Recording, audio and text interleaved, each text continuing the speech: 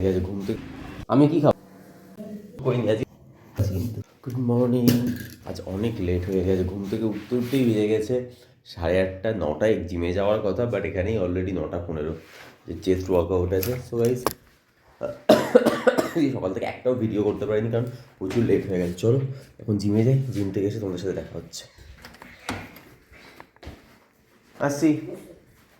তো আমার লাইফে হিস্ট্রি, আমি যে বছর বিগ বস দেখছি তার মধ্যে এটা ফার্স্ট টাইম যেখানে পুরো গট আপ গেম ছিল। আমার মনে হয় রজত বা ভিভিয়ান জেতার কথা ছিল, বাট ইচ্ছে করে ওখানে কারণকে জিতিয়েছে বিগ বস আর মিডিয়া। তো নেক্সট ইয়ার থেকে আমি তো দেখছি না।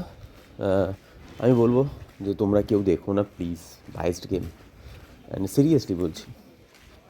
চলো কী আর করা যাবে, ফালতু এই নিয়ে না মাথা ঘামিয়ে। কারণ আমি প্রচুর ভোটিং করেছি ভিভিয়ানকে, অ্যান্ড সেটাই সবথেকে খারাপ লাগছে যে আমরা যদি ভোটিং ট্রেন্ডে যদি কেউ না যেতে, বায়াসডভাবে জেতায়, তাহলে সেই গেম দেখার কোনো মানে হয় না। ডাল আলু ভাতে পাঁপড় ভাজা। ডাল আলু ভাতে আর পাঁপড় ভাজা? কেন কালকে মাংস খেয়ে তোমাদের পেট গড়বড় করছে? আমরা ডাল আলু ভাতে, আমি কি খাবো? তোর ওই কালকে একটু মাংস আছে। আমি তো ভাত খাই না, রুটি খাবো। ও ঘুগনি করেছে যে, ও তো রাত্রিতে রাত্রি ভাত দিয়ে খাবো। তো সকালে হয়তো খেয়েছো মনে হয়, টিফিনে খাওনি? টিফিনে আবার রাত্রিতে। আমার জন্য শুধু দুটো পাঁপড় হয়েছে, ডাল সেদ্ধ আছে, তাহলে আমার হয়ে যাবে, তোমরা খাও।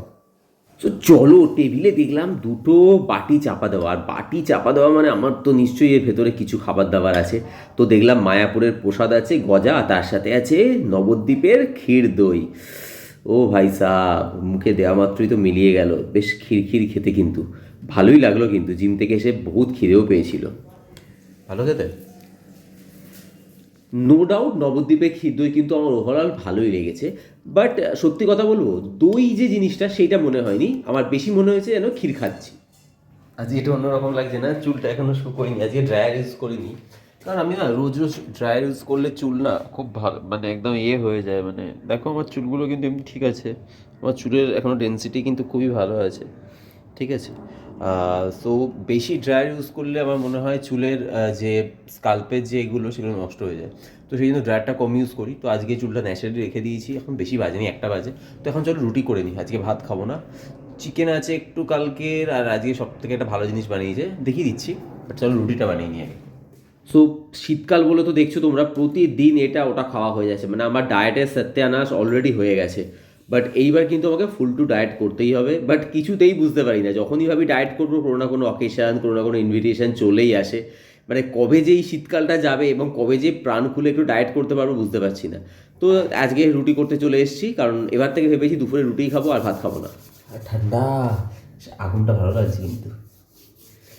সো চলো দুটো রাগি আটার রুটি, তার সাথে ভালো করে ঘি মাখিয়ে নিই, করে লাঞ্চটা করে ফেলি। আরে তোমরা এখনো আছো? যাও গিয়ে তোমরা স্নান ফান করে রেডি হয়ে যাও, দেখা হচ্ছে লাঞ্চের টেবিলে, ঠিক আছে?